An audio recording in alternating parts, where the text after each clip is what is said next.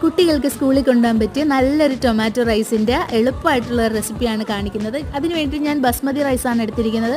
നമുക്ക് ചോറ് ആദ്യം വേവിക്കാനായിട്ട് വയ്ക്കാം. വേവിച്ച് മാറ്റി ഞാൻ ഊറ്റി വെച്ചിട്ടുണ്ട്. ആ ഒരു പാനിലേക്ക് കുറച്ച് കടുക് പൊട്ടിക്കുക. അതിലേക്ക് കടലപ്പരിപ്പും ഉഴുന്നുപരിപ്പും ചേർത്ത് ഒന്ന് നല്ലതുപോലെ ഒന്ന് ഇളക്കി കൊടുക്കുക. എന്നിട്ട് ഒന്ന് ഇളക്കി വരുന്ന അതിന് ശേഷം കുറച്ച് ജീരകം ഇട്ട് കൊടുക്കുക. നല്ല ജീരകമാണ്. ജീരകം ഇട്ട് കൊടുത്തതിന് ശേഷം ഇഞ്ചി വെളുത്തുള്ളി പേസ്റ്റും ഒരു പച്ചമുളകും ഇട്ട് കൊടുക്കുക. പിന്നീട് ഞാനൊരു വലിയ സവാളയാണ് എടുത്തിരിക്കുന്നത്. കുറച്ച് ചോറായതുകൊണ്ട് അത് മതി.